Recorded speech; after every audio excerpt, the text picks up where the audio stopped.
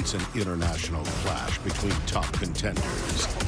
Undefeated Australian superstar Tim Tszyu, fresh off a dramatic knockout, double uppercut by Tszyu, drops him, makes his first title defense in front of a raucous home crowd against Mexican top contender Carlos Ocampo. Unbelievable action.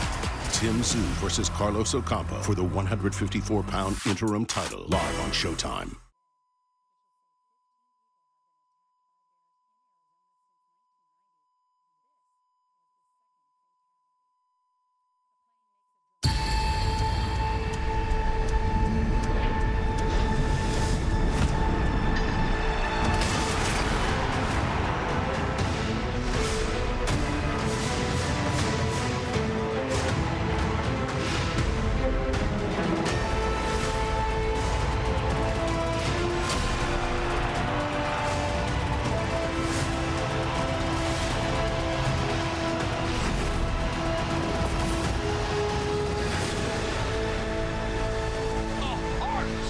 Champions.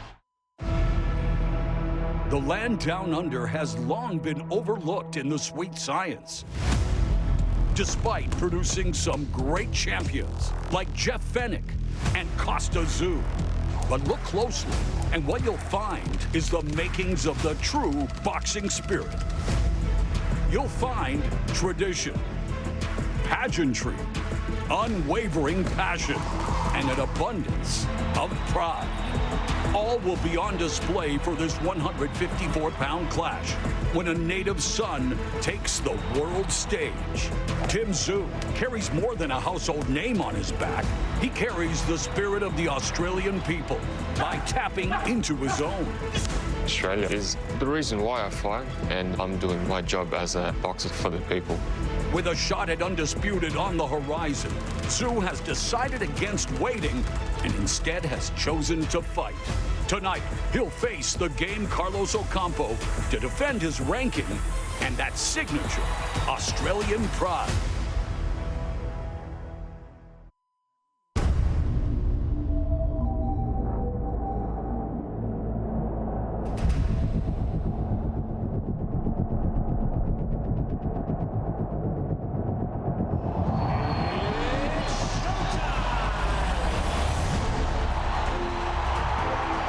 It's a big fight with a big fight atmosphere.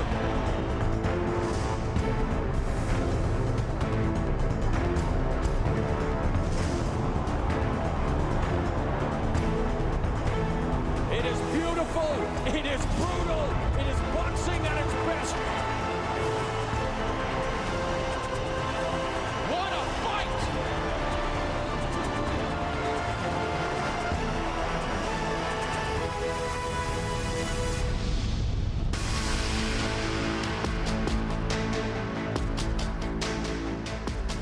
Oh, you're looking down under. Broad Beach, Queensland, Australia, the northeastern part of the continent. It is known for its breathtaking coastline you see there and rugged outback. The action will be going down inside the Gold Coast Convention and Exhibition Center. You know, this renowned venue is known for hosting sporting events and concerts, and they say there's no bad seat in the house. Well, tonight, the arena will host the sights and sounds of the sweet science, and it's all brought to you by Premier Boxing Champions. Hello, everyone. I'm Brian Custer. Welcome to CBS Studio 45 here in New York City. We're going to be bringing you live coverage from Queensland, where it's already midday Sunday. This is Showtime Boxing International. We bring you the biggest, best fights really from around the world. And you know what? For the second time this year, our coverage comes from down under. We're bringing you a doubleheader featuring 3 unbeaten fighters, Rais Aleem and local favorite Sam Goodwin in the co-main, and Tim Tszyu in the main event. Now, Tszyu is the son of Australia boxing royalty and Hall of Famer Kostya Tszyu. Tim is also the #1 contender for the undisputed king of the 154-pound division, Jermell Charlo, who's still recovering from a broken hand and not expected back in the ring until later this year. Now, instead of waiting for his fight with Charlo, Tszyu has decided to remain active. And tonight, despite a dog bite last month that required surgery and 26 stitches, He takes on the Mexican slugger, Carlos Ocampo. And with that, let me bring in my guys. Of course, they're going to be calling all the action here tonight. That's the voice of Showtime Sports, Mauro Ranallo, and, of course, the Boxing Hall of Famer himself, Al Bernstein, and former 3-division champion, Abner Mares. So, all right, Mo, with Charlo now holding, of course, all the belts currently on the shelf, give us a status report on how Tszyu and you think the rest of the division stacks up. Well, with Tszyu growing with each fight, he's definitely become a legitimate challenger for Charlo's belts. And then you have Brian Mendoza, who felled fellow contender Sebastian Fundora in a leading candidate for upset of the year. Erickson Lubin returns next Saturday on Showtime following his war with Fundora. A couple of accomplished veterans, Brian Castaño, Danny Garcia, remain in play. You have Magomed Kurbanov, who is busy stating his case overseas. And then a couple of young guns who are right there, BC, Jesus Ramos, Charles Conwell. You asked me how this division stacks up. It remains stacked. It is stacked and very deep, competitive. Let's talk about the main event, Al. Let's start with Tim Tszyu. His moniker, by the way, is Soul Taker. I think he needs to change that to Risk Taker because despite being next in line for Charlo on the undisputed title, he continues to take fights against top opponents. Yeah, and he has some reasons for doing that when other fighters are just sitting around waiting for opportunities. He said taking these 2 fights that he's got now, number 1, he's going to stay in shape and he's going to be ready physically for Jermell Charlo. Number 2, he'll gain experience from these fights, which he thinks will make him a better fighter. And number 3, it'll give him momentum winning these 2 fights going into that fight with Charlo. He believes that's a key for him to win against Charlo. Well, let's talk about the guy that he's facing in Carlos Ocampo, Abner, because, Ocampo says he's well aware of the Tszyu family history against Mexican fighters, but he insists that Tim Tszyu is not his father, who was unbeaten against Mexican fighters, and promises that he's going to provide what he called an unexpected outcome tonight. Well, yeah, his father did beat a lot of Mexican fighters, including one of the greatest, Julio Cesar Chavez. And let me tell you, people don't forget, man. I still remember that fight. I was little, but I remember that fight. But, Ocampo knows something, and he sees something in Tim Tszyu, and that is exactly that he's not his father. He fights different. And the simple fact that in this last couple of fights, he has fought no one like him, like Ocampo. If you look at Harrison tried to box him off the back foot using the ropes, the ring. Goucher trying to counterpunch and trying to lower him into a punch, which he did. He knocked him down. But he's never fought someone like Ocampo who pressures, who's constantly on you. Yes, flat-footed, but, he throws a lot on the barrage of punches. So I think that Ocampo sees something, and he might have something up his sleeve. Well, Ocampo believes that this fight will end in a knockout.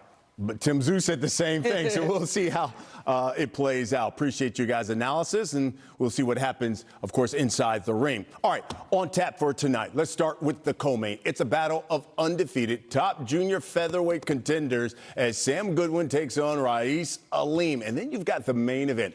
It's Australia's favorite son, the undefeated junior middleweight Tim Tszyu.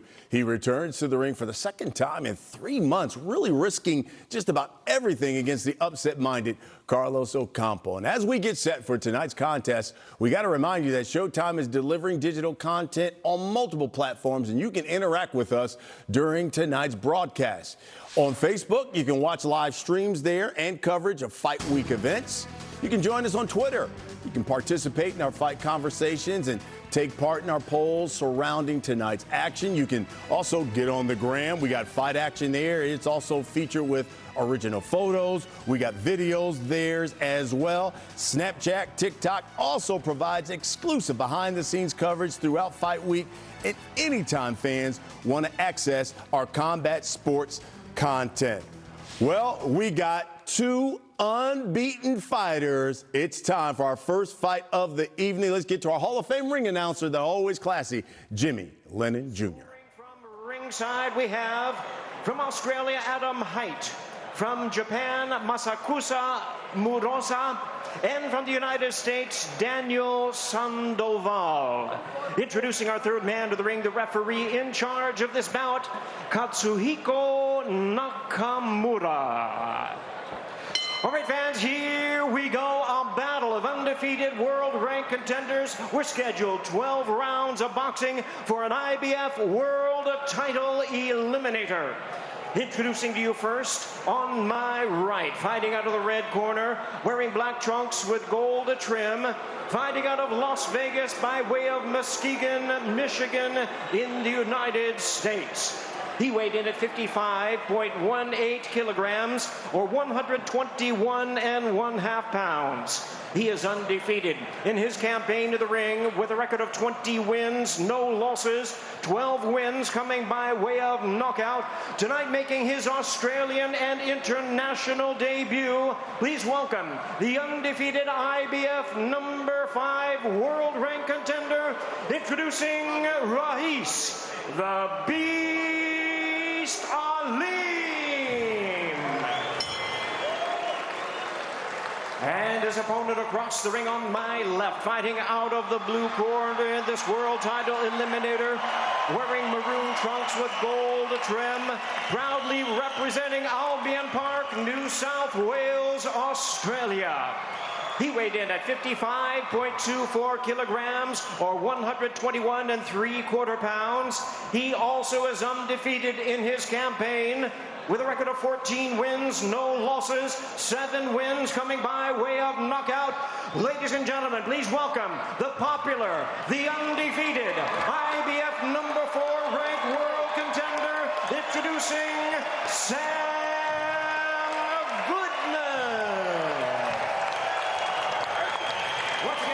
in charge now to give instruction, Katsuhiko Nakamura.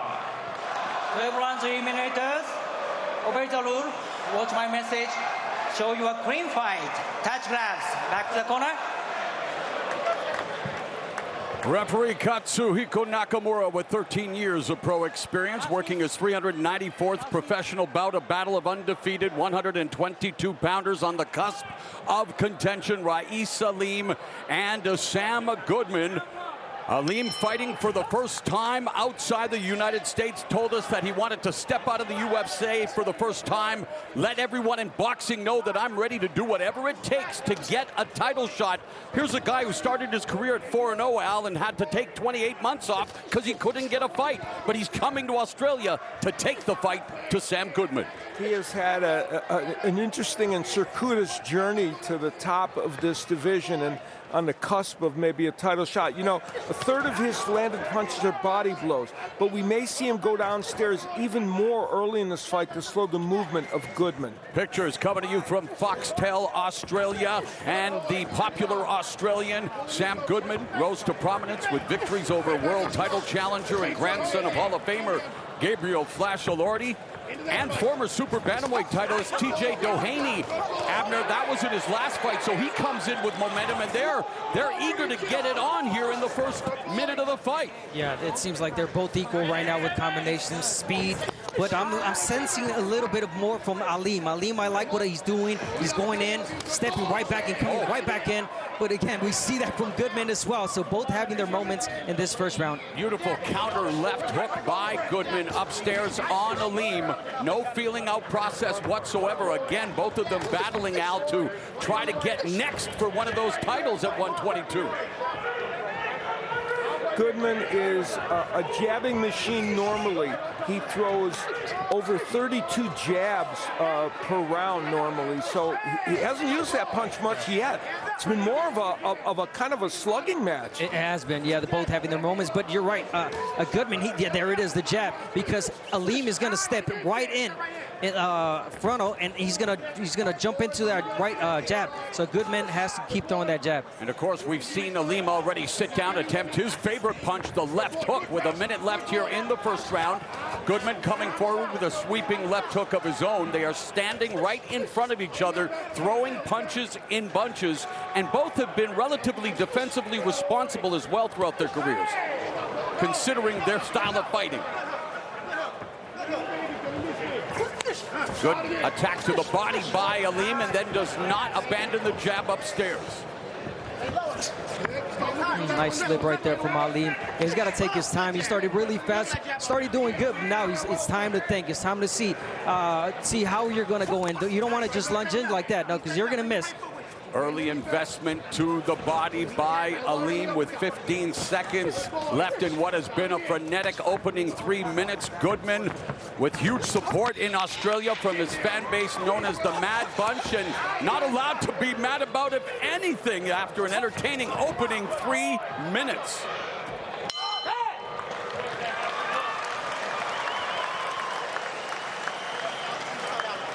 Use your jab. He's too open with the guard. Just down the middle, and he likes to lean over. He's scared. He's leaning over. Monster. Right uppercut. Shoot that body shot. He done. Keep the jab working. Stay down the middle. He's too fat. He's trying to be urban. He can't be urban. Down the middle. Straight down the middle. When he lean over, uppercut. You need to stay low in exchanges. If you're gonna roll. When you roll, give him 2 to the body. Give me 2. No change back. Bang, bang, get out the corner. Don't go back. Go to the side. If you do step back, give me a stiff arm. You got it? All right. That's it.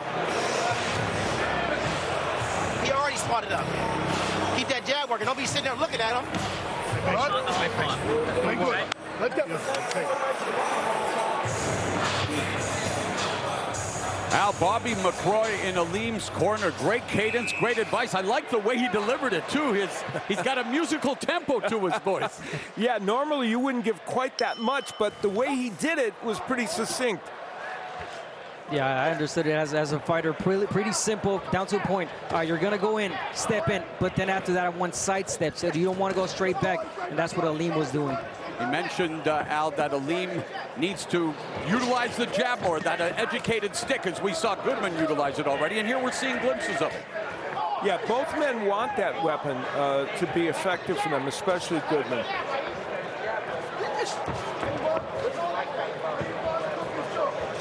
This is a big step up tonight for Sam Goodman. He's beaten a couple contenders, as you alluded to, but this is a big step for him. Good counter to check left hook from Aleem. And then exchange of jabs. Maybe you want to try that now if you're Aleem. Let Goodman come in first and try to counter. He's doing that really well. Well, it's interesting that in the fighter meetings, Goodman telling us that Aleem does a lot of crazy things he's hard to prepare for, but he said that he was going to adapt as quickly as he could. He expects an aggressive Aleem, especially early. Well, ask and he shall receive, although he may have not asked for it. He expected it, and he's getting it. And Sam Goodman is a very sound, technical boxer, and he is good at reacting to what fighters do in front of him. We'll see how he does tonight. Yeah, you can tell he's a fighter, speaking of Goodman, that doesn't waste many punches. Look. Sharp jab. Sharp, precise jab, and he keeps coming. But then Aleem pops his head back like a Pez dispenser with an educated jab of his own. High-level stuff here between these two undefeated fighters who are looking to move on up in a division with a lot of dynamic duels upcoming.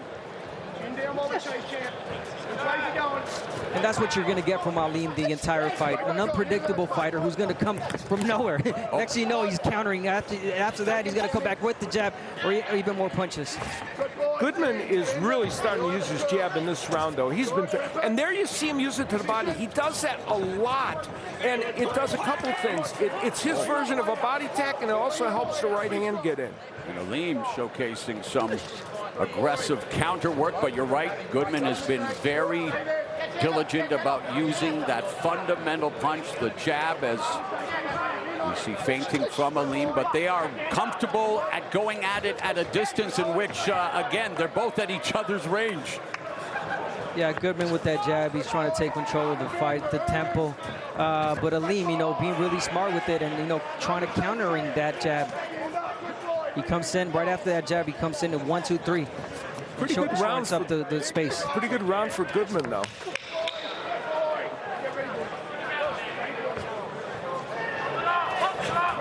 Jab to the body by Aleem, and a nice uppercut to the body by Aleem at the bell, and a little extra as their energy is definitely high here tonight. They are going all out early. What do we got? Lead hand control. All right, we've got a lot more measure on his lean in. Leaning in, missing, and what are we popping him with? A good lead hand. What will that become? 1, 2. All right? All right, 1, 2. All right? Well, just do not drop the backhand at all. Everything we do, all right? Everything we do. Got our backhand up unless we're throwing. All right, he's bending. Which way is he bending? Left, a lot. Our backhand's going to get busy. Our backhand's going to get busy. Tim Tszyu getting ready for his big fight tonight with Carlos Ocampo. With 26 stitches now removed from his power hand, his right hand, and it happened 3 weeks before this big fight, but he said the show must go on. Carlos Ocampo, he's fighting down under for the first time, has given Sebastian Fundora a competitive fight, but lost there. And of course, way back in the day, lost to Errol Spence Jr. when he was down at welterweight. But after losing that fight, went up to 154, won 12 in a row, including 9 stoppages, but now comes down to Australia, hoping to derail what would be the biggest money fight of Tim Tszyu's fight against Jermell Charlo as we begin round 3. I don't know if you noticed, he had gloves on already, speaking of Ocampo, so he wants to go in there warm. Beautiful speed there by Aleem as he landed a 3-punch combination, but Goodman remains composed under fire, Al, and is very effective in listening to his corner, the jab and then the 1-2. Yeah, that's what they want to do. They want to come up the middle. He wants to control the pace with the jab. There's Aleem getting in a good jab. Aleem's jab's been a little more dormant than he might like.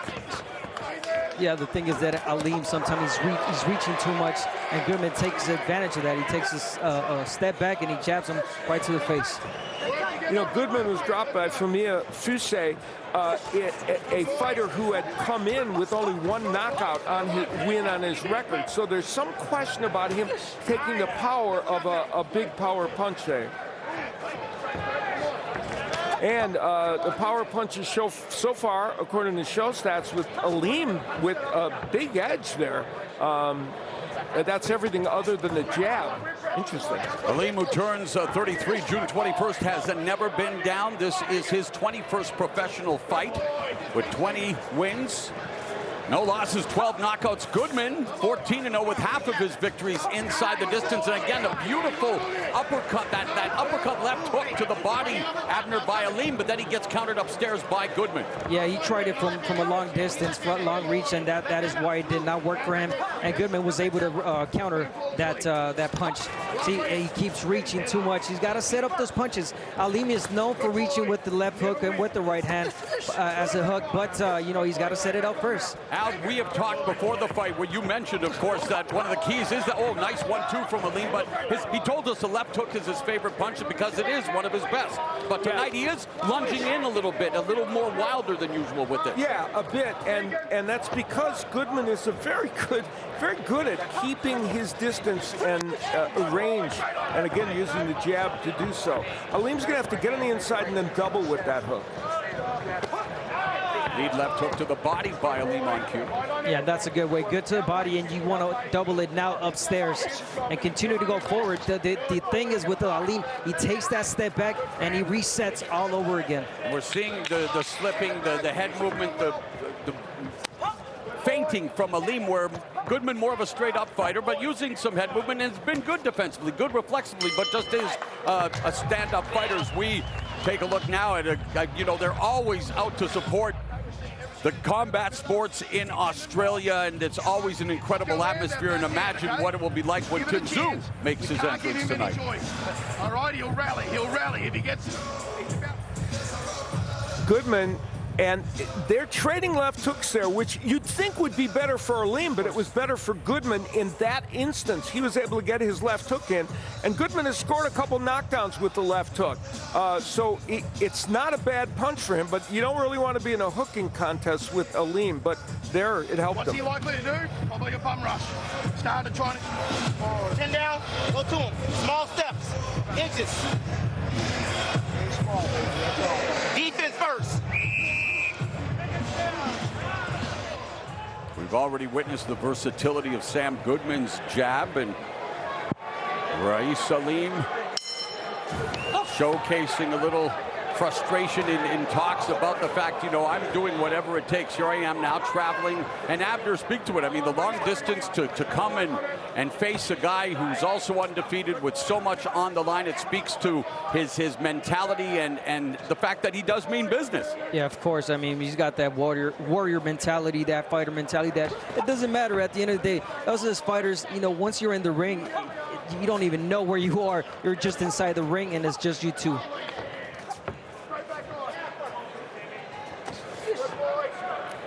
You know, Aleem came a week before this fight to Australia, and he was a little worried about adjusting to the time change and everything. He feels like he's done it. We'll see tonight. It's been a terrific pace through the first 3 rounds. A lot of give and take, and Aleem dedicated to going to the body. Goodman also with the jab to the body, again showcasing the versatility because he's mixed it up upstairs, downstairs. But you can see a little bit, especially in this round, that Goodman is taking control of it.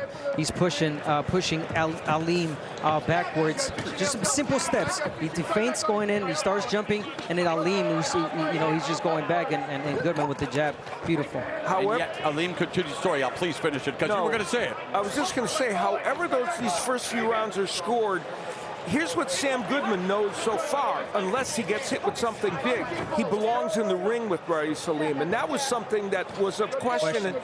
And maybe that's something at least he knows now. And I talked to Steve Farhood about that, and coming into the fight, a slight favorite for Rais Aleem. Some people had it as a pick'em, but you're right, earning the respect. And yet I continue to see, despite the chopping left hand right there and the ring generalship of Goodman, Aleem continues to be dedicated to going to the body. And he is doing a good job of that. And that will pay dividends later on if it continues at this pace.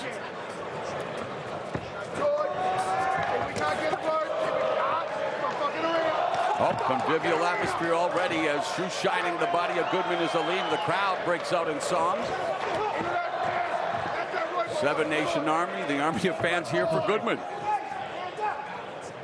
And you're right, it's not good to underestimate the body attack of Aleem. He's very good at it. He scored knockdowns with body punches, and so it's a potent part of his attack. Now Aleem is setting up traps, and I see it. He's waiting for Goodman to come in.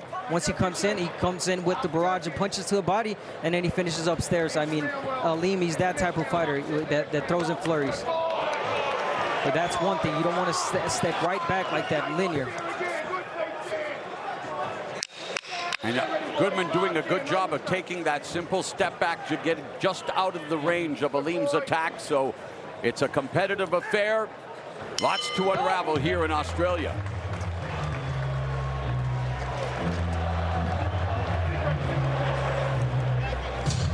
One hand needs to be parrying. Bring your hands up now. Start checking 5 seconds here. All right, trying to loosen him up. And all we do is try to...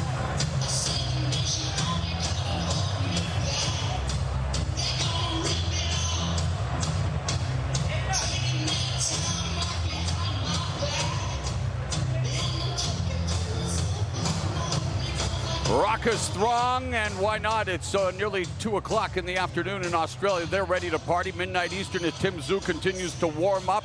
Again, the things you expect and want to see from him as he again doubles down and continues to remain active. We'll make note of that right arm and that dog bite. Carlos Ocampo, he's also continuing to warm up, knows the opportunity that he has in front of him, knowing that what's at stake for Tszyu is the shot at undisputed champion Jermell Charlo. And we begin here with round number 5, scheduled for 12 at 122 pounds. The undefeated Rais Aleem, the unbeaten Sam Goodman.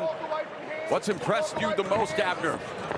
The adjustments, obviously, from both fighters. A little bit more from Goodman. It started off at the rhythm that Aleem wanted it, which is fast. But then Goodman took control of this fight with the jab, and that's what I'm seeing. Obviously, with giving Aleem, momentum at moments, but again, it's that jab from Goodman. Well, the body punches we know will accrue to Aleem. He's obviously ahead, and he has centered a lot of his attack on the body. And yet that jab of Goodman remains a big story in this fight. And again, right at the end of his punches, attacks the body and then pulls back. Yeah, Aleem missed that overhand right just barely. But, Goodman doing the perfect step back. There it is, for Aleem to come in short. But, Aleem has to go forward. He has to pressure. Let's not forget, he is not fighting home. Goodman brought in Isaac Dogbe as a sparring partner, former world champion, and that could be helping him in this fight. It's really good sparring for him.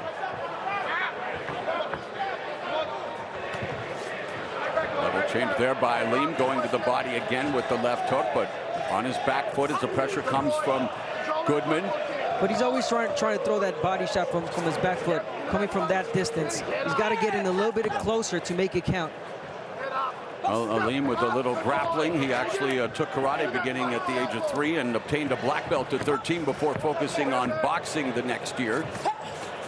Definitely when you're in martial arts can help with your balance and leverage. And now setting the trap, going again downstairs with the left hook to the body is Aleem, and Goodman dipping down and wanted to throw that left hook. See, again, missing that body shot again because he's reaching. He wants to take that step forward.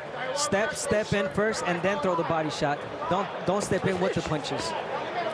Aleem knocked down Mike Plania in his last fight with a left hook to the body, but as we've pointed out, while he's been able to punch effectively the body, he hasn't been in a position to throw that punch with enough leverage to maybe do that. And it was Goodman who dropped Doheny with a quick counter left hook in his last fight. So left hooks have been vicious for both fighters as we come to the end of the 5th round.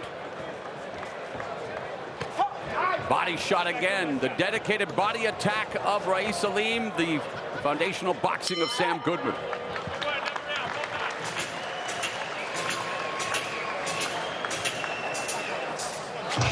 have to follow up. When you're done that body shot, you're not doing nothing. Bring the left hook up top. Keep it short and tight. Okay? Aim for the shoulders. Boom, boom. It's there all day. Don't go reaching for the overhand. Use the double jab, measure to go to overhand to blind him. You gotta blind him. You gotta use more tricks, bro. You gotta use more experience, your tricks. What I mean by that, more feints and measure. We got 6 now. Hey. Oh, you gotta stay smaller, bro. You way too open. Punch, small. Waist move. If you're not moving your feet, you're moving your waist. Nothing says thunder from down under like AC/DC. Speaking of thunder from down under, that was the nickname given to the Hall of Fame father of Tim Tszyu, Kostya Tszyu. And again, Tim Tszyu remaining on his feet, knows the stakes, and a lot of people have questioned, but all he can do is continue to remain busy, wants to stay active. Hey, the paychecks don't hurt either, by the way, in the meantime. Good point. When I gave the reasons at the beginning of the show why to take him, I didn't mention that part, did I? Prize fighting, Al, as we begin round 6. Mauro Ranallo. I buried the lead. Well, Hall of Famer Al Bernstein, Abner Mares, Brian Custer. We are in studio in New York. You're watching the pictures from Foxtel, Australia, and what a fight it's been, guys, here. Round number 6. And Al, what are some of the trends? What are some of the patterns you're noticing? Oh, big nice right hand by Aleem. This is a fascinating fight because the geography of the fight has mostly been controlled by Goodman. But that doesn't mean Aleem isn't winning some of these rounds. So both men have done good work, but I think they feel in the Aleem corner some urgency to have him pick up the pace and be better offensively. Counter right by Goodman. Well, show stats tell us this story. Aleem with an edge in their mind. Both men landing at the same percentage, interestingly, but Aleem busier than Goodman. Oh. Goodman sat down on that left hook, and Aleem, who's never been knocked down, obviously can take a shot. He did. He showed it there. And that was a good hook from Goodman. And look at the placement where he's at right now. Cross by Aleem. It barely landed, but not fully because of where Goodman was. But again, in this round, Aleem doing a lot better, getting those shots in. And that speaks volumes because now he's making the adjustments. What is he doing? He's closing in that gap. He's not too back. He's not too away from that distance. There he is. The only thing that worries me is when he takes that step back. You got to listen to your corner and take the side steps. Blood on the face of Goodman. Was it the clash of heads? We don't know how it got there, but we'll, I'm sure, find out in the replay as Aleem. Minute left. Misses with the right, sweeps. Nice defense there from Goodman. Ducks underneath the left hook from Aleem. And Aleem, again, just out of range. Under a minute left here in the first half of this 12-round affair. But then Aleem finds the target, the body. I think this has been maybe the best or one of the best rounds Aleem has had in this fight. Yeah, he's got to take advantage of the moments where Goodman is not doing much. Right now, he's trying to land the jab. He's trying to lure Aleem into something. But, Aleem is the volume. the constant pressure that he's doing right now, and of course the body work. And really, Goodman telling us the goal was to control pace and distance, and has done relatively well at times, although again has been hit to the body repeatedly. But there's stuff to like from each guy, obviously, in what has been a very competitive fight in the first half here from Australia. I agree. The question is, what do the judges like? Yeah. And there's that cut. All right, we'll take care of the cut. We'll take care of the cut. Coach Keith will be looking after the cut. We're getting a lot of wild stuff out of him. We're getting a lot of wild stuff out of him. That's where that happened, okay? All right? I want us to keep sneaking and sneaking. Let's bring that backhand in a bit.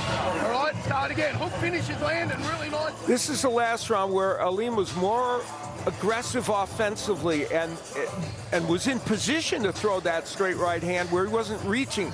He's been reaching with that punch. That Good one, defense. Yeah, that one didn't land perfectly, but it landed pretty well for Aleem.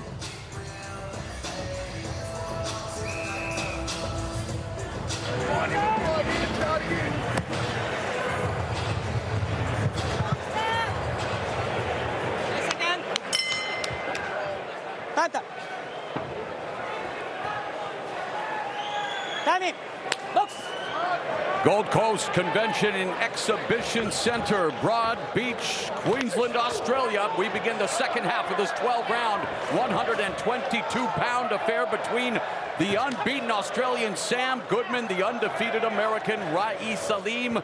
Aleem in the red gloves, Goodman in the darker gloves, as the nice three-punch combination, 1-2, and the left hook around the guard. A little foreshadowing as we went in between rounds about what the judges might like. We're about to find out what our unofficial scorer, Steve Fard, likes about this fight. Well, Mo, you might be surprised to see I have Aleem winning 5 of the I'm first not 6 surprised, rounds. actually, sir. You know, they're competitive rounds, but the difference to me is Aleem's body punch. Yep. Yeah. You know, Goodman's jab has been strong because he's stepping forward behind it, but Aleem's done all the work to the body, and I think he's won a lot of these rounds by small margins, but won them nonetheless. So 59-55 after 6 for Aleem. And he's finding a home for that right hand, Aleem. Really good.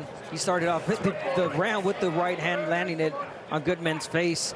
And again, you know, taking advantage, taking the momentum right now.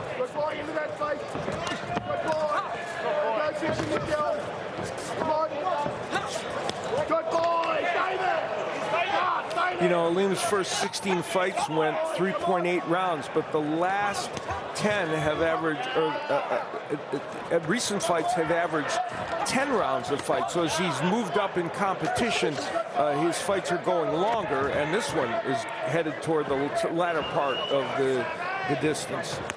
And another thing to point out is that Goodman stopped throwing that jab.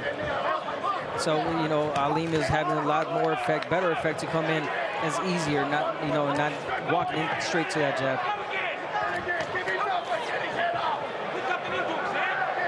Under a minute left here in round 7. That cut does not appear to be a factor at all for Goodman, Abner. Coach Keith doing a good job. Abner, the cut to Goodman. Yeah, that cut, you know, I mean, yeah, it's in a position, thank God, you know, that it doesn't seem like it's bothering him whatsoever. But you could tell that Aleem is definitely attacking that cut. Uppercut by Aleem.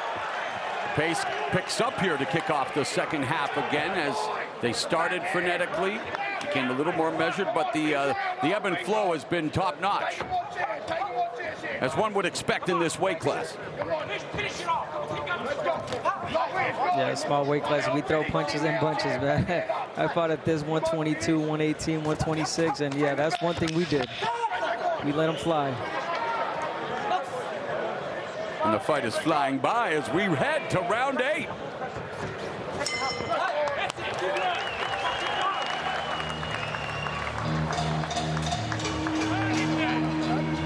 All right? What we do, we call it, we answered. What we do, all right, we're finishing my all this shit.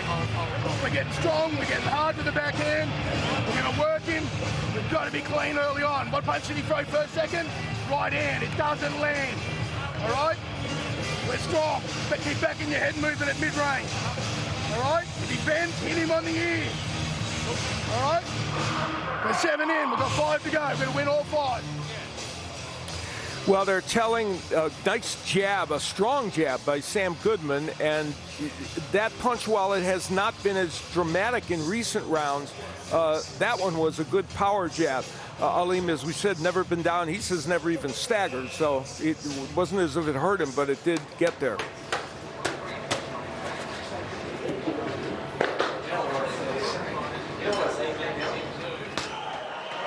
Another look at Tim Tszyu. Interesting that they told, right toward the end, we heard them telling Goodman he needs to win all 5 of the last 5 rounds. So his corner is kind of agreeing with Steve Farhood, I think, that maybe their man is down on the scoring. Nice left hook, right hand combination by Goodman. Goes to the body. And he's a good body puncher as well, but hasn't done as much in this fight, except for the jab and showcasing the facility of that, but versatility. But Aleem coming in had scored 36% of his punches being body shots, so he's definitely a dedicated body snatcher. Yeah, he is. And once he gets into a certain rhythm, there's no stopping him. Goodman lands a nice jab. Now, here's the records past round 7, but there is a caveat to this. Neither of these men has been 12 rounds, okay? Aleem, 2-0 in 10-rounders, so they're going to be in some uncharted territory. Minute gone here in the 8th. Of course, we do have Aleem with that knockout, the 11th round knockout of Vic Pasillas, which was an upset at the time and really put him on the map. Now, another fight I was going to point out is the Bias fight. He got tired in that fight. So, he said he trained really hard for this fight, as he should have. But, I think it's the body work that is going to come in play in this fight. The great body work that Aleem is landing against Goodman.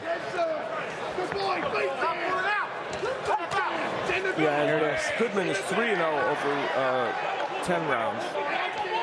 Another jab from Goodman, so we've seen the jab reemerge, and he's done a good job of avoiding the one punch. The money punch for Aleem has had some success, but are you at all surprised with the left hook not having as much success as maybe you would expect from a guy who has had a lot of success with it in the past? Yeah, I am surprised, but again, it's the step back that Goodman is doing that is taking that hook away from Aleem. But now Aleem being really smart, he's throwing the straight punches now, going in good. And once he feels like he's in a great position, he tries to go for the overhand right. Goodman has been fighting most of this round off his front foot. He took what his corner said to heart, that he needed these rounds. So he's pressing Aleem. You can make, whether you think he's doing enough to win this round, he's certainly going for it. No, he is going for it, but it's avoiding those hooks from Aleem that is doing the harm right now. But beautiful body shots right there. Oh, stiff right hand by Goodman upstairs to the face. And again, Goodman keeps avoiding the sweeping left hook of Aleem. What is Aleem doing to allow Goodman to time it like that? Well, again, Goodman is well aware that, Aleem is going to come up. He's really got the timing down in this round. He comes in with those wide punches. Easier to time. Finishing everything he starts. Finishing everything he starts. All right? Is he gone? We've got 4 rounds, Sammy. We just stay on him, smart as the fucking button. Right? Chin down, hurting him to the body, keeping your ropes. All right, Jam? Every time it breaks out the long range, raise your feet up. Goodman, as we said, coming forward in this round, using the jab, staying on the inside, and still, again, using that jab, and using it as a true offensive weapon, not just some kind of rangefinder. And we talk about the Aleem left hook. His left hook, what we saw right there, was terrific in that last round to both the body and the head by Goodman. That was a very good round for Sam Goodman. And what I liked in these replays was both of them showcasing some sterling defense, Abner. Yeah, both of them, they're having their moments, I'm telling you. You know, at these small weight classes, we throw a lot, and you know, it's even more in these later There's rounds. Another one, the bobbing and weaving, simple, but both of them are timing now. They're power punches upstairs. Sam Goodman's left hook is becoming a true factor in this fight. He's not a huge power puncher, but boy, he lands 40% of his power punches, which is everything other than a jab, so he's accurate. But his left hook is starting really to land. And according to Steve Farhood, he agrees now. Goodman coming on and now down by 2 on his unofficial scorecard. There's a nice counter 1-2 by Aleem. Misses again with the left hook. The tenor... And there's a left hook of Goodman. Sorry, Al, he landed it again. Yep, the tenor of this fight changed when he came out 2 rounds ago after they told him, you win and we need to win all these rounds. And he is fighting off his front foot, pushing Raees Aleem back. That's not Sam Goodman's normal game, but he's making it work. Well, it sounds like when you listen to his trainer, Joel Keegan, he's the type of guy that can get you to run through a wall for him. It seems like it, and he's doing a really good job right now at Goodman. And this is a place where, you know, Aleem doesn't like to be in. He doesn't want to be in. You know, going backward, fighting off his back foot because he doesn't do so well there. He's got to keep going forward. Let them punches go. And Aleem trying to establish the jab. There's the jab from Goodman. Goodman utilizing a lot of pressure. Small steps forward. Continues to put that pressure on Raees Aleem. 1.5 minutes left in the 9th. Well, who's landing to the body, who's landing to the head more effectively, and show stats will give us their view. The body punches, clearly Aleem has concentrated on that, though Goodman has done more work in recent rounds. The headshots, primarily the jab, but also those big left hooks have landed for Goodman. And you know why Aleem's is only 41? He continues to miss with that sweeping left hook. The adjustment that needs to be made in order to try to get closer, because we're seeing it on repeat now, where Goodman is able to simply pull back and avoid that money shot from Aleem. Yeah, there was a lot of missing from Aleem in this round. Well, not that he's missing other shots, predominantly that left hook. That hook that he's known for. But I mean, you got to give credit for, you know, to Goodman. Oh, the pressure is amazing. The pressure, you know, not cutting him off. Exactly. And for the folks that have, the majority of our audience has probably never seen Sam Goodman fight. We watch video of him. This isn't his normal style. He is an aggressive fighter on occasions, but he's not the kind of guy that normally walks you down, and he's doing it right here very well. And it's because he was forced to make the adjustment listening to his coach, and it might have been expected that against a guy like Aleem, you would have to find out if Goodman is capable of doing this. And Aleem told us that Goodman's only path to victory was to box from the outside and be a boxer. Maybe not.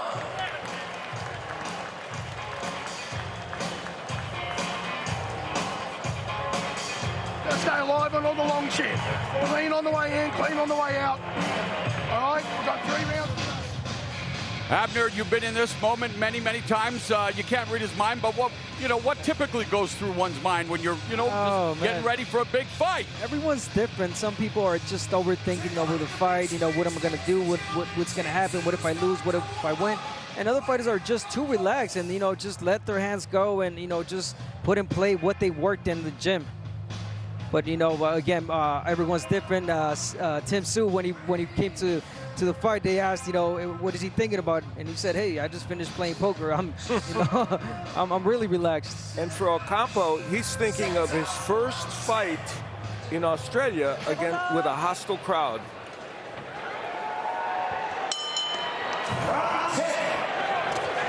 Immediately, Goodman goes to the body with a lead left hook to kick off round number 10. And standing right in front, but now he has done so well with his body movement.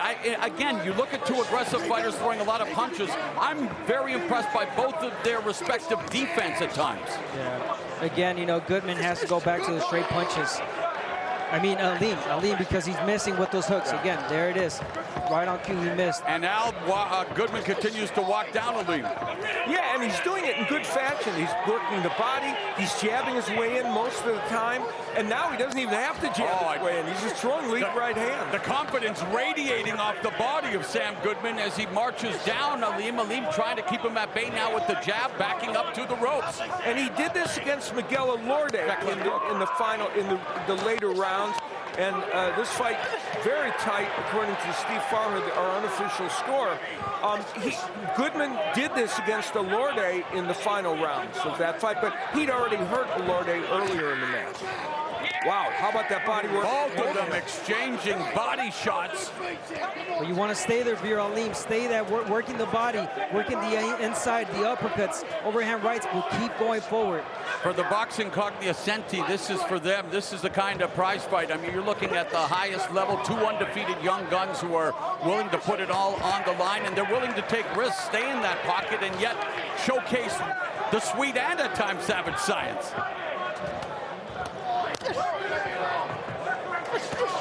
Nice combination upstairs by Aleem. And let's not forget a lot of these referees don't count the body shots for some reason, man. The judges, I'm sorry, and I hope that they do for this fight because Aleem has done really, really good body work.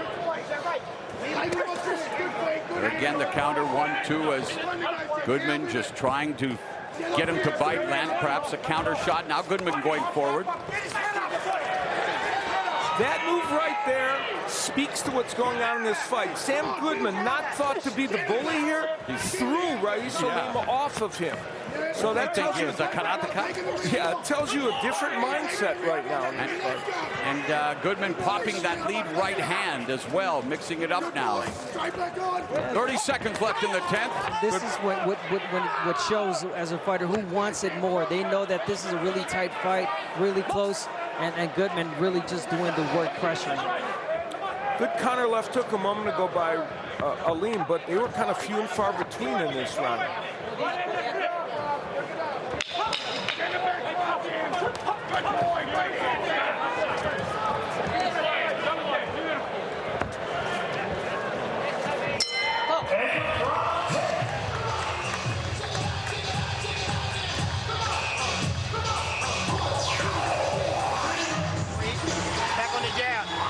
You're not going low. He's pushing your head down. That's not you. So we're breathing down.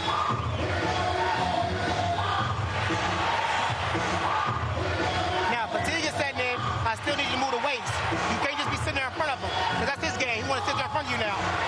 Use a feint. Come around the side. Use a feint down the middle. Come around the side. You got to get more creative with the feint. Feint the jab, shoot the hook. Feint the jab, shoot the right. You got to feint. If you can't jab, you got to feint. Slow down. Keep your hand up, double jab to your left, shoot it right down the middle. You keep shooting over here. Shoot it this way. Shoot it straight down the middle. Keep shooting over here. Down here. Down, temple.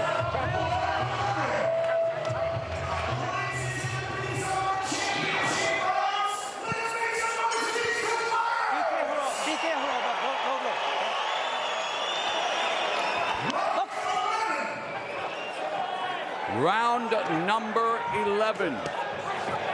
Goodman talked about creating the distance or controlling the distance and the pace.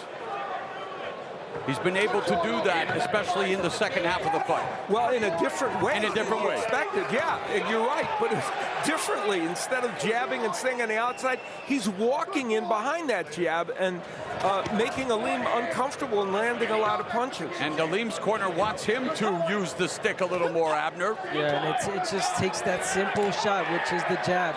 You can push someone back with the jab, or you could just jab someone from the distance, and Goodman is doing a really good job with the jab.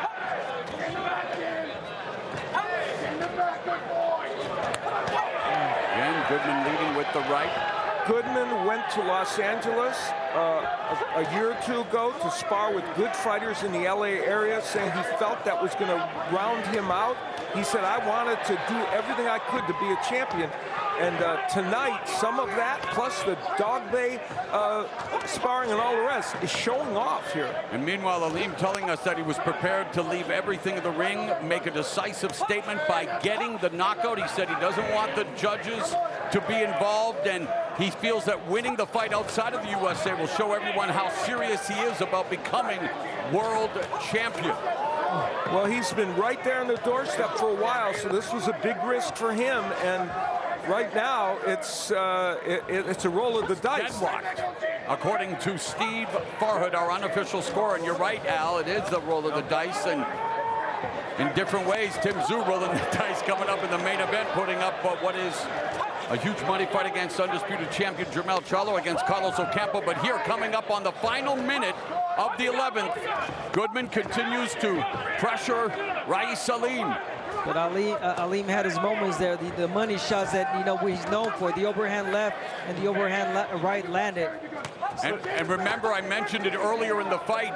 Aleem does have that 11th round knockout victory against Vic Pasillas, who was the favorite when they met in January 2021. There's a left hook counter by Aleem. If you would have told me, though, Goodman's still landing a lot of left hooks. If you'd have told me that the Goodman left hook was going to be the punch that might dominate many of the later rounds in this fight, I'd have said you were crazy, because that's Aleem's weapon. But you still say that, Alex. Oh. 23 seconds left, but you're right. You're right. You're right. And you might be right. Goodman became fully committed to boxing at 13. He told us he used to cry after every amateur loss, and this is what the sport means to him. He knows how important this fight is. For both fighters, I mean, a lot on the line. Yeah, for both men. Hey, you gotta walk away with it. Do not take no backward steps. You gotta go to him. This is house. This is judging. You gotta go to him, bro. All that walking, you gotta go to him. Last round, all you got. Whoa. You gotta release the beast. Release the beast. Defense. Keep the guard high. Hands up. Get to him. Okay? Down. Make it take this one. You gotta take this one. Right, we're at his home. Don't step back. Go around. Chin down. Let it all out. Turn that body into your punches. Get those uppercuts. Last round. Do not lose the last round here. Okay? Don't lose the last round. Do not be stupid, but be smart and win the last round. When you get in close, that will happen every time. Sam Goodman, almost a decade younger than Rais Aleem. Both undefeated fighters enter uncharted territory. The 12th and final round. Aleem will be 33 in 4 days. Will he get a birthday present tonight or not? Or is Goodman going to give him the form of the birthday bumps with one of these punches, as they are again for the first time fighting in the final 3 minutes of a 12-round prize fight, and they are unloading. And according to Steve Farhood, our unofficial scorer, as they are throwing caution to the wind, punches and bunches, Goodman is now ahead by a point, according to our unofficial score. So there is high drama in Australia. And Bobby McCrory, the trainer of Rais Aleem, a lot of urgency in his voice, where he told him, you have got to go out there and take this round. I think both corners should have had that sense of urgency, considering the type of fight it's been, and both of them fighting with a sense of urgency. I think Aleem was stunned by one of those left hooks by Goodman. Yeah, and if you were to score this round based on body language, I mean, just look at Goodman. He is putting the pressure. He looks a lot stronger, and Aleem, he seems a little bit, fatigued, and like he mentioned, little resigned. Yeah, he kind of got hurt. Hands are low. And again, it's the hook from Goodman that gets in. This will be a tricky fight to score. But the comeback of Goodman in this second part of this fight certainly entertaining. Nice left hook by Goodman, and Aleem wore it and stayed standing. It hooked really well, but Aleem's hands are really low. You're not supposed to hook with the hooker. Goodman says, oh, yeah? Yeah, his hands were really low, Aleem, and he caught that right in the chin. And Aleem being peppered now. It's Goodman walking him down. Aleem not throwing as many punches back, and when he does, not a lot of steam on them, out of range. Still has the reflexes, still has the defensive instincts. Final minute of the fight. Is Sam Goodman on the verge of making this night the greatest of his professional career? Or did all of that body work that Rais Aleem invested in, will it pay dividends on the judges' scorecards?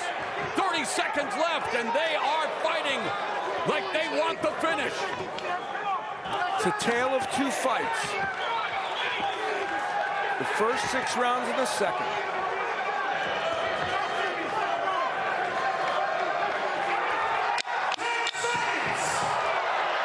A terrific tilt between these two undefeated fighters at 122 pounds, Raees Aleem and Sam Goodman.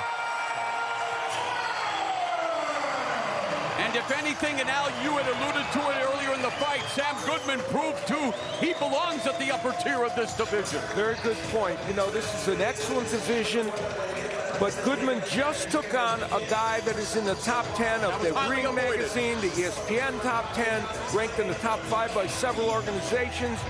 And while Goodman was ranked by one organization, he was considered a lower top 10 guy. Right, number 10 by the Ring magazine, yeah. But you're right, having never, comes off a victory over, has those wins over the former champion and the title challenger, but where Raees Aleem was coming into this fight, he represented by far the sternest test. Let's look at the numbers. Let's look at the numbers.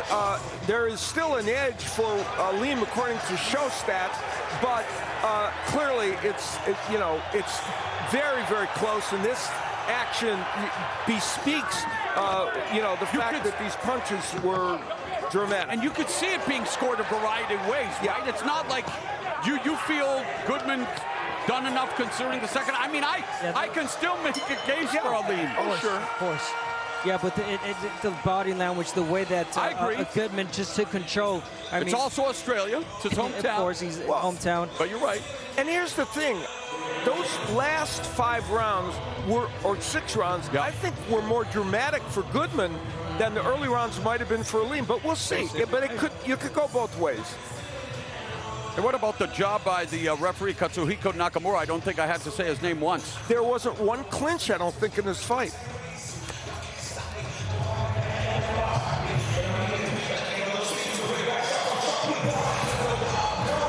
Spirited 12 rounds.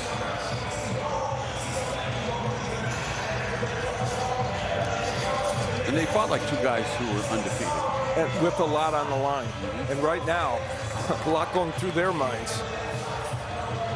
Especially 32, almost to be 33-year-old Raees Aleem.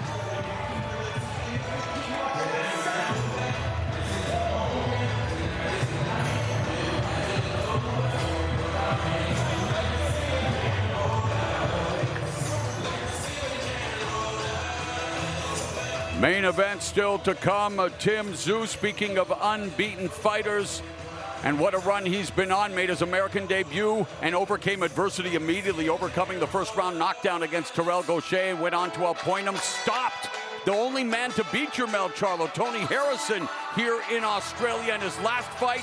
And now he will face Carlos Ocampo as he awaits Jermell Charlo. Jimmy Lennon Jr., I believe, has the scores.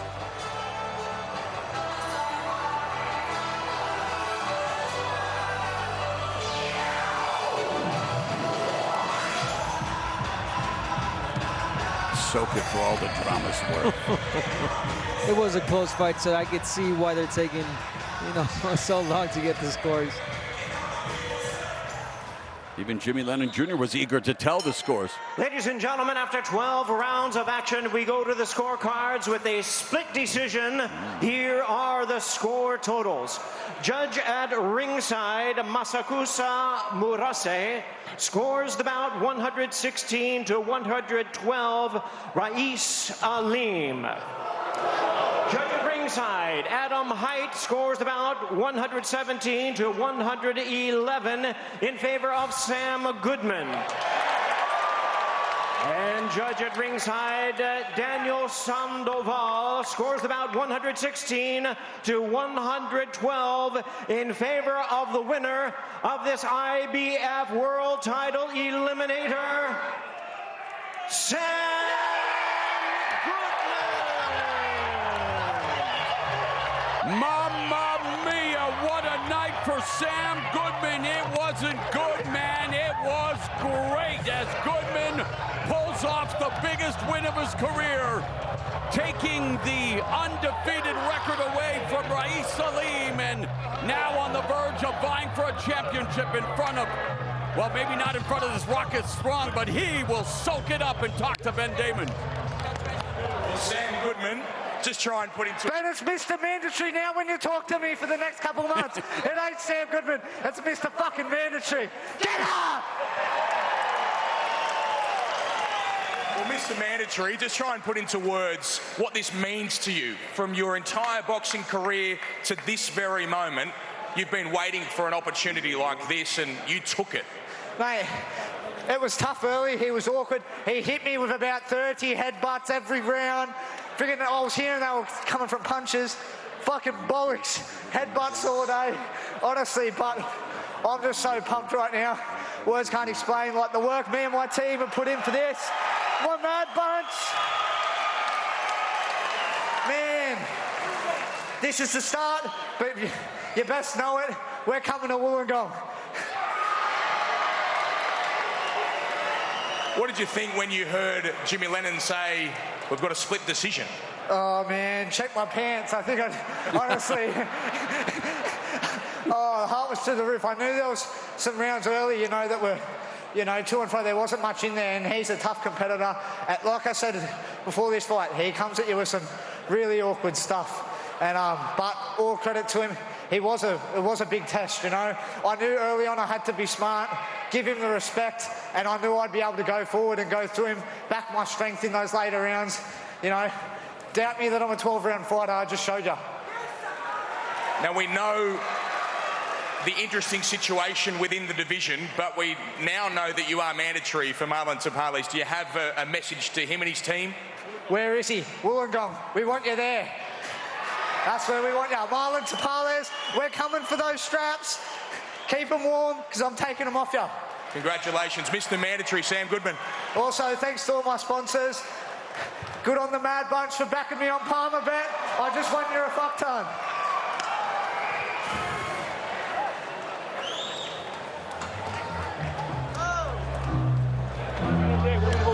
Sam Goodman, biggest win of his career, gets that split decision victory, and quite a victory for him as he remains unbeaten. Let's bring in our unofficial scorer, Steve Farhood. Steve, let's talk about the judges' official scorecard and yours as well. Well, first we look at the official cards, and while we gave Aleem a lot of the early rounds, that was not the case on the cards of Height and Sandoval. You see, they had Goodman winning fairly clearly, 9 rounds to 3 on the card of Adam Height. And, of course, the fight was seen totally differently by the Japanese judge Marase, who had it for Aleem. Now, on my card, I described it the way Cuss did. The way Mo did. Two fights. The first half of the fight dominated by Aleem. Second half dominated by Goodman. I gave him all the late rounds, and he edged Aleem on my card, 115-113. Interesting, considering Sam Goodman said, I have to adjust to what Rais Aleem does, and if I do that, I'll be victorious. He did adjust. He gets the victory. Of course, this is the second night of really a big weekend of combat sports action. Our own road warrior. I'm talking about Mo Ronaldo. This guy's got more air miles than anybody. He was in Chicago last night for a major Bellator card, of course, Mo. And anticipation was as high as the Carmen line in Chi-Town for Bellator 297, anchored by a couple of world championship fights with the challengers chasing history. Patricio Pitbull, Bellator's best fighter, the featherweight champion, was dropping down, looking to make history as the first 3-division champion in a major MMA promotion. Sergio Pettis returning from a career-long hiatus for his surgery of an ACL, 18 months gone, but he was as sharp as katana, as you saw him with the spinning wheel kick, and this really changed the entire complexion of the fight from then on.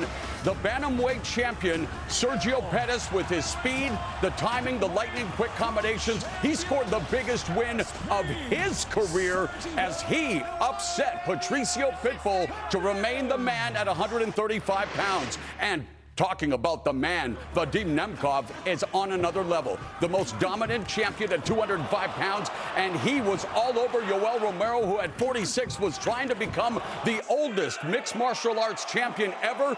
Well, Nemkov just made him look old, and Nemkov now has extended his record title defense streak to 4 for 205-pound champion. And BC, July 29, Bellator returns to Japan, one of my favorite places, the legendary Saitama Super Arena, for another co-promotion with Rizin Fighting Federation.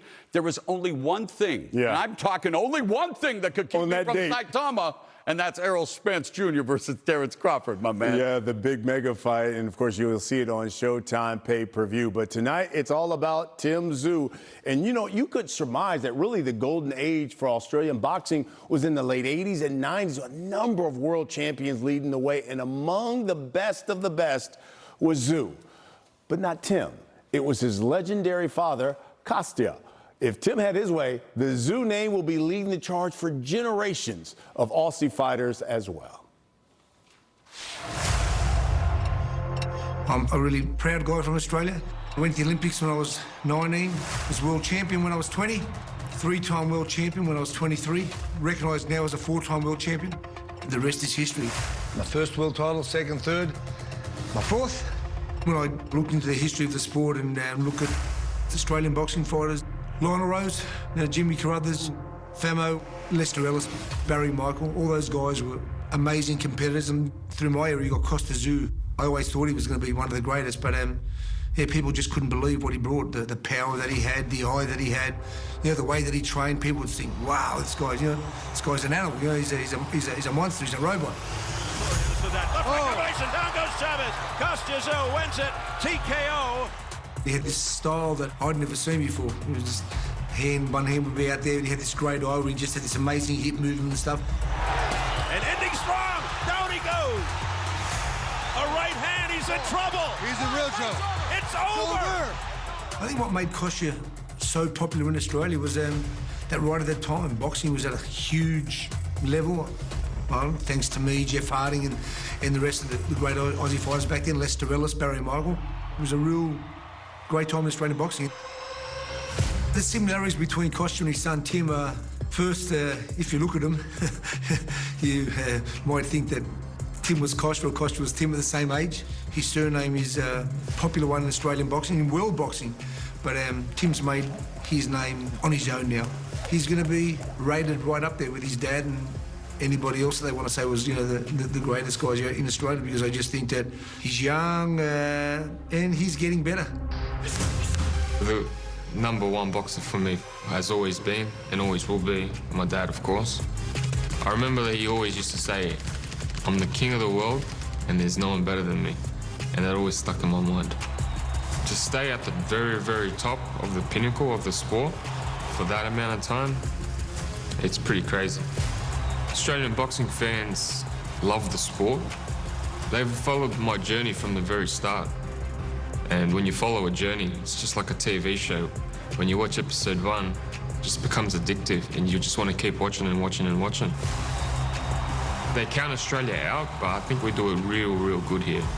These events, they're not just a boxing event, it becomes a show. Grand entrances and the whole spectacle of the sport. It's fun to be able to experience that at such a, I'd say, an early part of my career.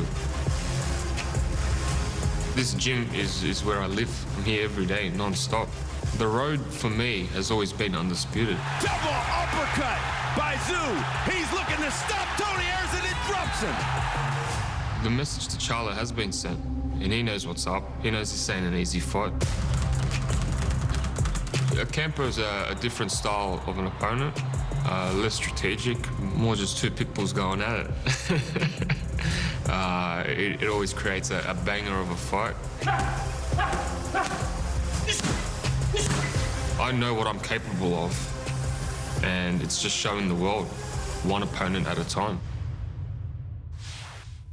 You know, we're just moments away from the anthems and the introductions there in Australia. Tim Tszyu taking on Carlos Ocampo. Just saw that feature on him. I thought it was interesting. Someone asked him the question of, do you ever compare yourself to your father? He said, no, not really. He goes, I want to add to the legacy. I want us to go down as the greatest boxing family to ever live. You know, when he fought Tony Harrison, he said, I'm stopping him in the 9th round. He told us in the fighter meeting, maybe 4th, 5th, but it will end in a knockout. And even when he beat Harrison afterwards, he addressed the crowd. What's my name? Pulling Muhammad Ali when he fought Ernie Terrell. What's my name? It's not Kostya Tszyu, it's Tim Tszyu. And he's wanting to obviously escape from his father's shadow. And his dad has already said, my son is already the man. Yeah. Give him his laurels, and he's looking to become undisputed champion one day. It will be interesting, Al, when you look at this fight, because Tszyu said, I believe it's going to be my technical ability that's going to be the difference in this fight. What do you think when you...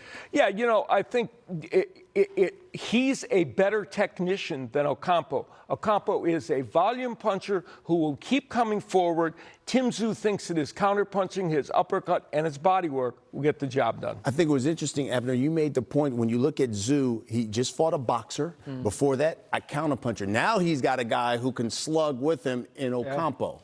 Yeah, he's never fought someone like Ocampo, and I think that's where Ocampo gets the confidence that, hey, he's never fought someone like me, a guy that is constantly pressuring, like Al mentioned, but, you know, that's my natural abilities. And not only that, he's way taller than him, bigger physically, and he feels that, you know, that might be the edge, the advantage for Ocampo. You know, we talked to him, Al, about this fight, and we kept saying, look, you've got an undisputed fight with Jermell Charlo lined up. Why do you keep fighting these, you know, such dangerous fights? And he kept talking about progression. I want to get better, and I want to go into that Charlo fight with momentum. Yeah, the momentum was the key for him. You know, yes, he wants to, he wants to stay in shape. Yes, he wants to see if those fights can help fine-tune him. But it was the momentum, and not for, you know, the fans or for the pundits, but because of himself. It would give him the confidence and the momentum going into that Charlo fight that he thought would make him more likely to win. Okay, so then let's talk about some keys to victory for this fight. Let's take a look at the keys, and we'll see what these two fighters need to do in this fight. For Tim Tszyu, he's got to counter effectively as Ocampo comes in with that volume of punches. And the right hand is a very good weapon for Tim Tszyu. He wants to get that punch in as Ocampo's coming forward. The uppercut has created knockdowns for Tim Tszyu. It is a punch that Fundora was able to land against Ocampo a lot. He'll use that punch for sure. As for Ocampo, not only get on the inside, but once he's there, work the body. He's an excellent body puncher. Throw combinations. He wants to be busy. He averages 79 punches around.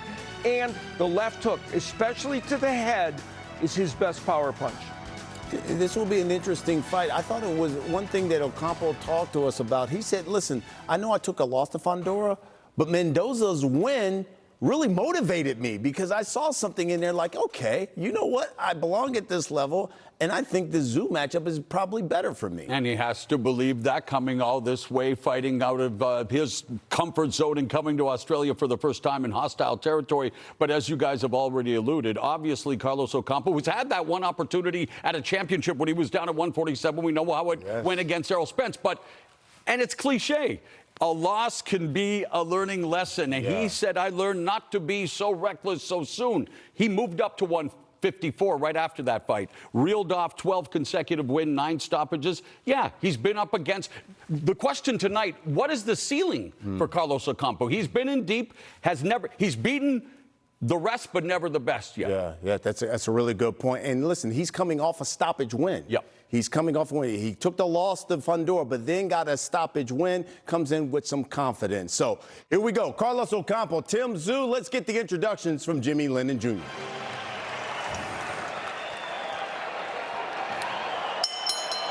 Ladies and gentlemen, the time has come for the bout you've all been waiting for, the interim WBO World Championship. And now, please welcome the boxers as they make their way to the ring. First, the challenger and the world-ranked contender from Ensenada, Baja California in Mexico. Please welcome Carlos Chema Ocampo.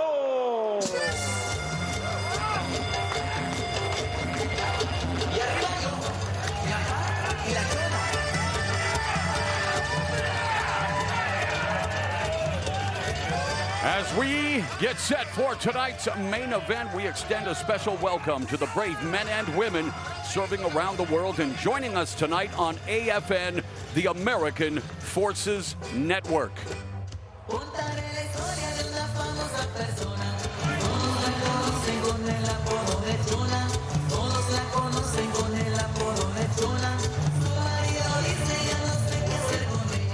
Was only 22 when he got his first crack at a major championship. Now at 27, coming to really pull off another upset. We've seen a major upset in this division, of course, already, as we talked about with Brian Mendoza, Sebastian Fundora. Ocampo's been in there with Fundora and has taken a lot from those experiences. To the ring, from Sydney, Australia, the popular and undefeated Australian face of boxing.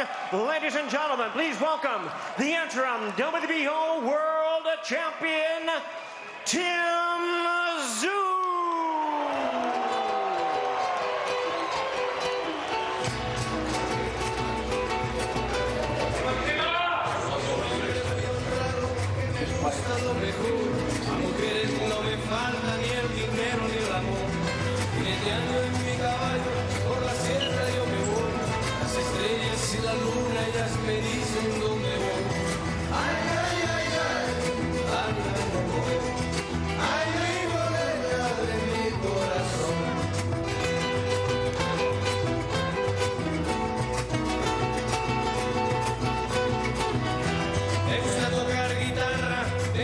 The Gold Coast Convention Exhibition Center, Broadbeach, Queensland, Australia, about to welcome one of Australia's most popular fighters.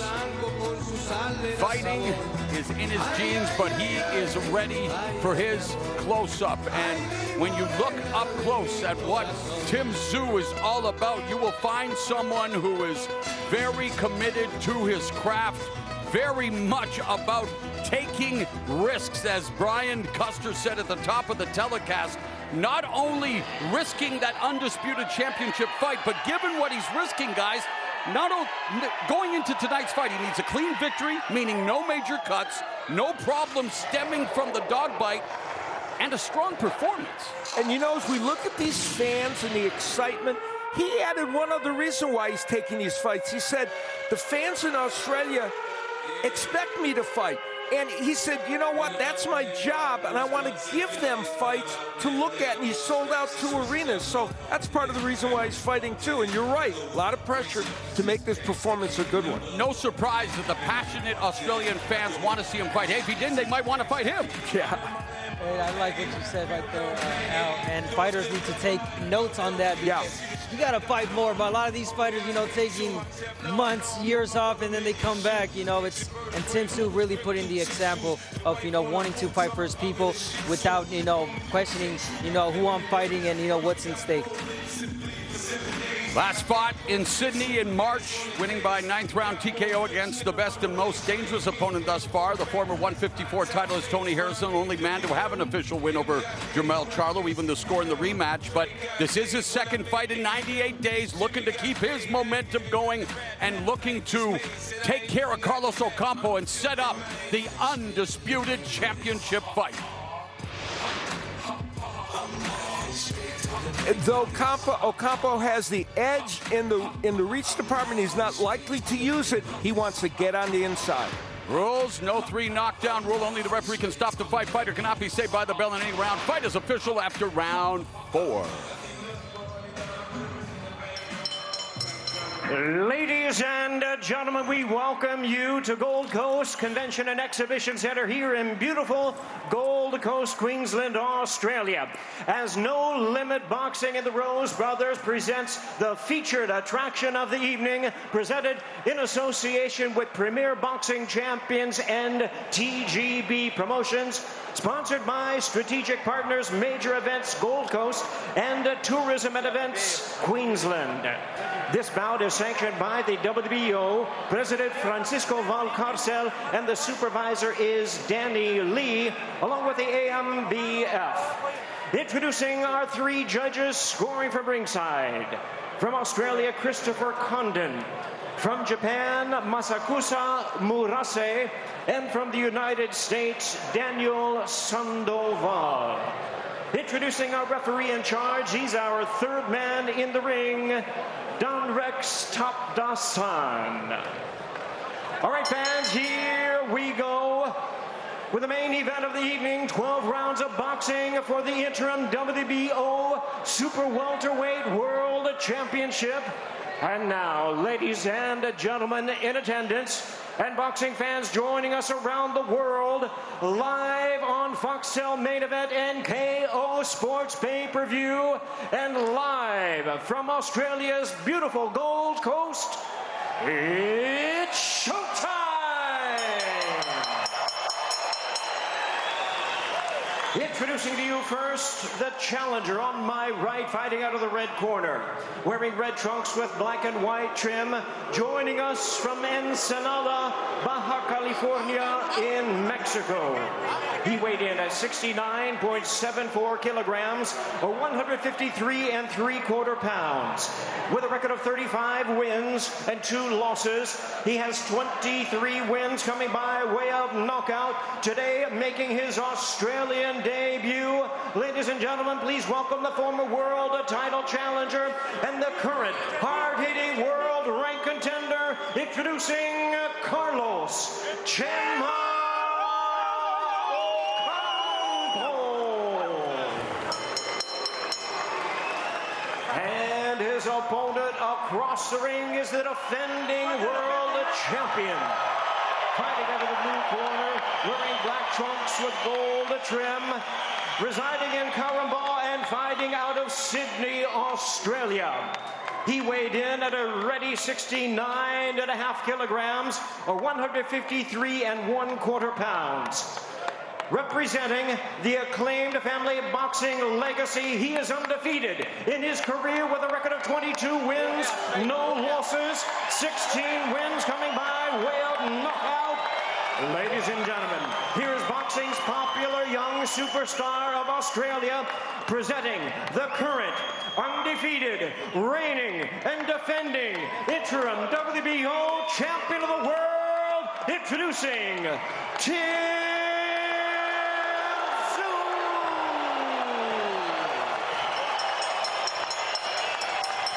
Once again, our referee in charge, now to give instructions, Don Reps, Taptasan.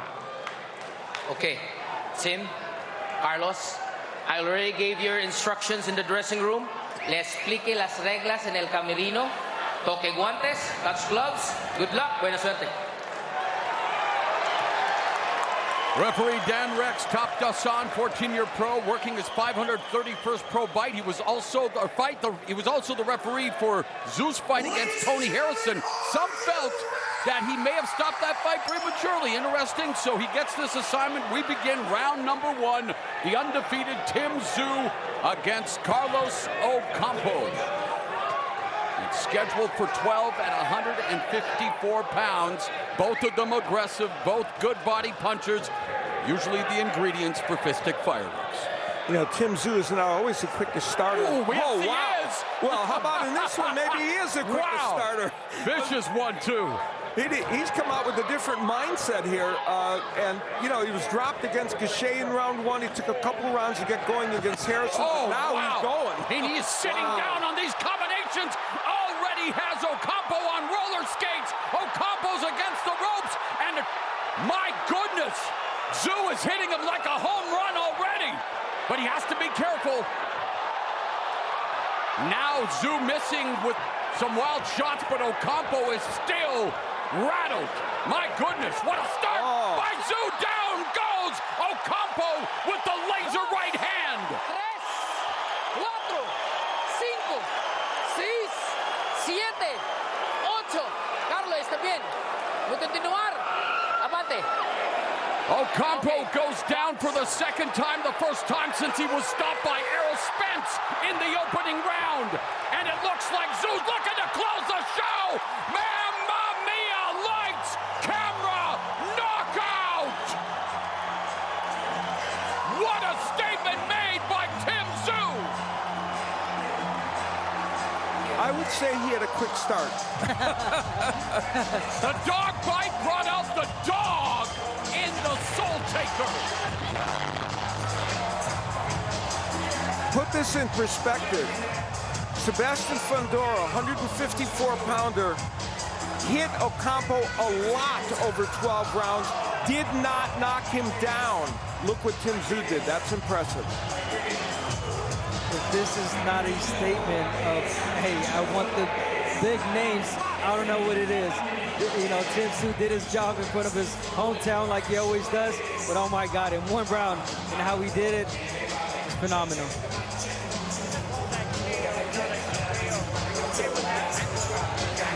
So Tim Tszyu more than ready for his close-up with Jermell Charlo.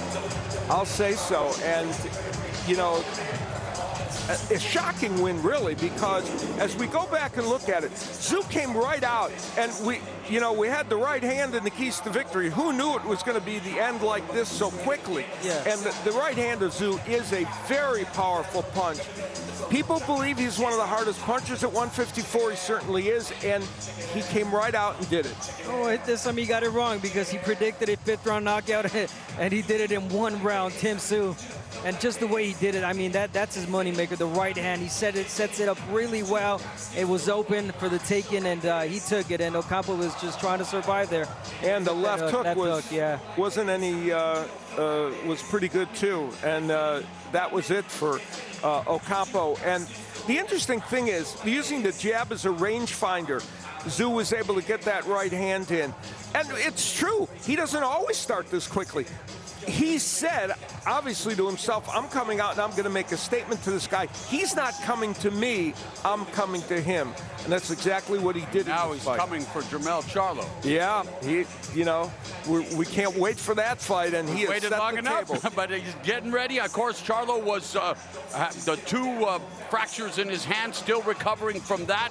But Tim Tszyu making short work, microwaving Carlos Ocampo, picking up his 4th first-round knockout. The building and Tim Tszyu both en fuego. And for the fans watching, the casual fans that might not realize this, I said it before, I'm going to say it again. Sebastian Fundora, one of the best 154-pounders, blasted Ocampo over 12 rounds, hit him with big shots, did not hurt him. Tszyu knocked him out in 1 round.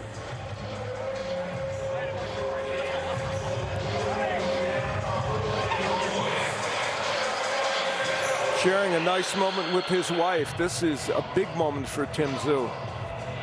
Yeah, and I gotta add, it's how he did it also. I mean, you mentioned it, Al. He started off fast, and he did not want to take a step back. We mentioned that Carlos Ocampo is known to pressure, to push you back. He was a big guy, but, Tim Tszyu just came here to make a statement, and he did it.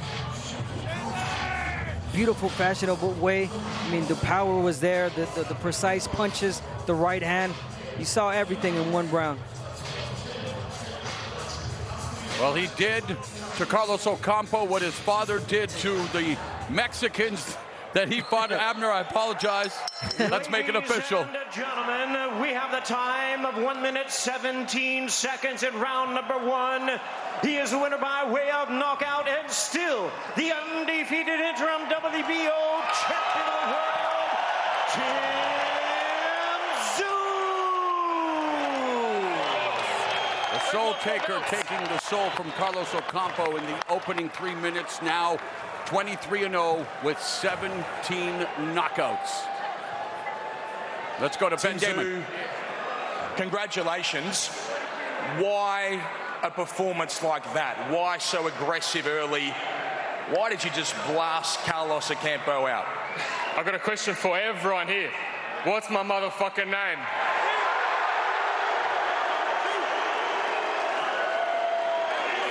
Surely they all know now. Look, I think that was a statement made. I think Errol did it in, 2.5 minutes? Just near the 3-minute mark. I think I got him out there a bit earlier, so I beat you, Errol. I beat you to it. You've had a running battle with Errol Spence, and I know you feel you've had a bit of a battle with America, but there can't be any doubters left. No, there's no battle with America, man. That's the land I want to conquer, the land I'm going to next.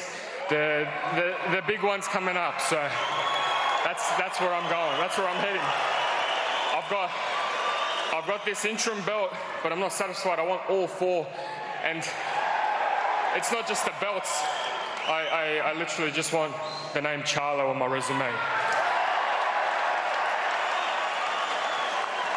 Jermell Charlo will be watching. Do you have a specific message for him? I did it quicker than your boy, man. So come on, get your hand healing and let's dance. Let's dance in October. No disrespect. Let's just dance. Me and you, best dancing partners will be. Was it about making another statement here today? you know what?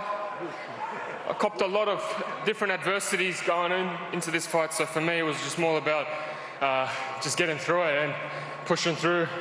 And I didn't think it was going to be that early because this guy's a warrior, you know. But again, it's Tim Tszyu here.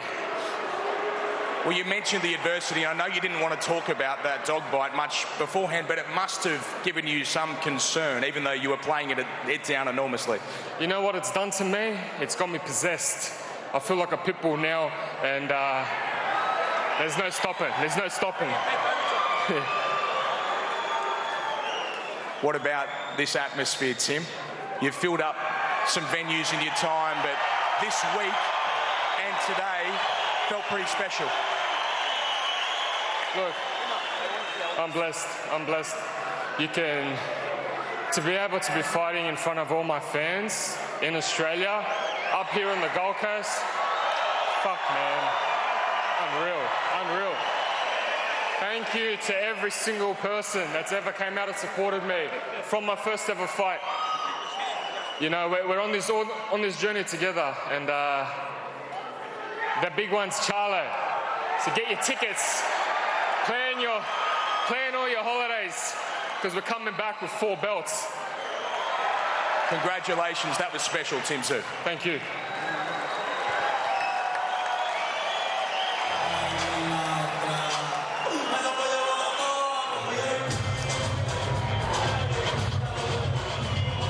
Australia for their coverage here of Tim Tszyu. He remains unbeaten. Another knockout victory.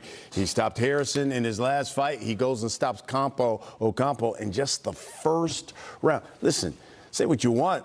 You may say, well, I know Ocampo's a top fighter, but maybe not on the elite. But, man, to stop him in the first round with 1:17, that's impressive. You want to talk about progression and momentum. He certainly has it with Charlo there on the doorstep. He really does. And, you know, the Charlo fight is mandated to happen sometime before September 30th.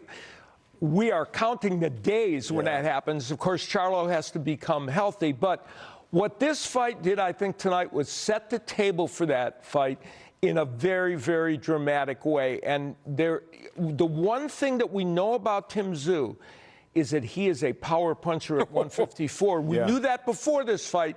This demonstrated it in spades. You know, it's interesting, Abner, that he said, and I'm talking about Carlos Ocampo, he said, listen, you're not your father. You don't have your father's power. Might be wrong about that there, Carlos Ocampo. Tell me what impressed you the most. Well, he did prove him wrong, obviously. I mean, what I was impressed the most was the way he started. And I also mentioned that in the beginning. Hey, you know, Tim Tszyu is not a fast starter, and he started really fast. And that's what impressed me the most. He wanted to make his statement. And not only that, you know, this is a fighter that has progressed. And if a lot more in the last 3 fights. Before, if you were to talk and ask people, hey, who do you go for, Tim Tszyu or Jermell Charlo? Charlo, the name. Right now, I'm sure if you ask 10 people, I mean, it'll be pretty even now.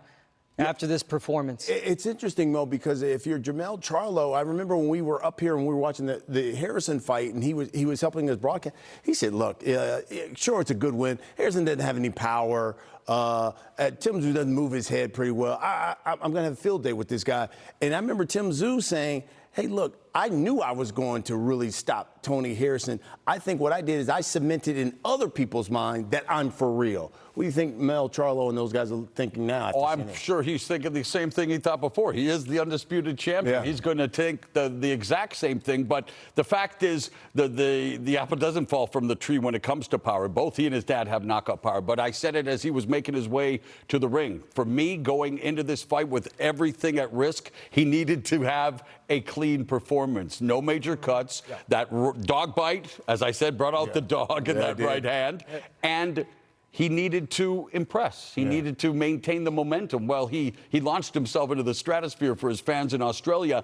And, Brian, he was so fresh, so clean, my man. He sure really was. Man, he didn't even break a sweat in here. I think you hit it correctly. I think a lot of people said, hey, Charlo, Tim Tszyu, interesting matchup. Probably Charlo without a doubt. Now they're like, that fight may be more interesting than you think. Jermell Charlo, clearly one of the most skilled fighters in boxing. No question about that. But what he's facing here and what makes this fight combustible is he's facing a guy who hits as hard as any 154-pounder. So for Jermell Charlo, he is going to have to be wary of that. All right, guys, appreciate your work. See you in Minneapolis. Yes, sir. All right. The Armory. Listen, folks, here's what's coming up on Showtime.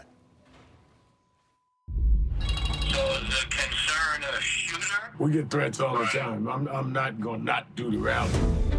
Reverend Alfred Sharpton, chairman of National Youth Movement. What we wanted to say, people did not want to hear. So you had to be loud. The people know the truth. I understand the anger. I've been fighting these issues for decades.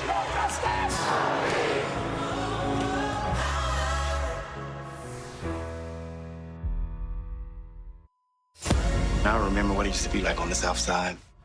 Darkness is always right around the corner.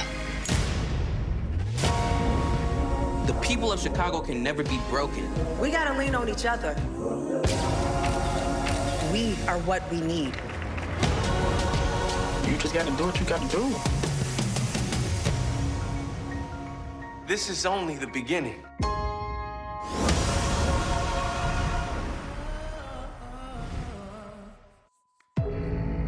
When you look at yourself, what do you see?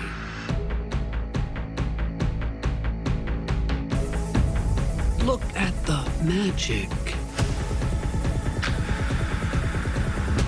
Something that's deep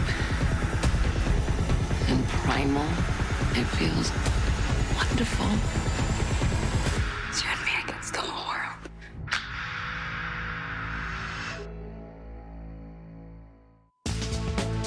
All right, let's recap. Tonight, we began 12 rounds, junior featherweight bout. Sam Goodman, Rais Salim, both unbeaten, but it was Goodman who got a split decision victory. He remains unbeaten. The main event, Tim Tszyu, unbeaten, taking on Carlos Ocampo, and it took one round for Tim Tszyu to knock Ocampo out. Tim Tszyu remains unbeaten and the #1 contender for the undisputed champ, Jermell Charlo. Well, tonight, Showtime Boxing International will have several re-airings, so in case you missed any part of tonight's action or you want to watch the fights again, check out our replays on Showtime and Showtime Extreme. Well, coming up next Saturday, Showtime Championship Boxing presents triple header from the Armory in Minneapolis. Carlos Adames battles Julian J. Rock Williams in a high-stakes clash. And then Saturday, July 29th, it is the fight we've all been waiting for. Errol Spence Jr., Terrence Bud Crawford will face off for the undisputed welterweight championship of the world. It's live, and you can see it on Showtime pay-per-view. That will do it for us. Special thanks to Foxtel Australia for tonight's coverage. Now for Mauro Ranallo, Al Bernstein, Abner Morris, Steve Farhood, and our entire Showtime sports crew, I'm Brian Custer. Good night from Australia and New York, and happy Father's Day to all you dads and, of course, your families.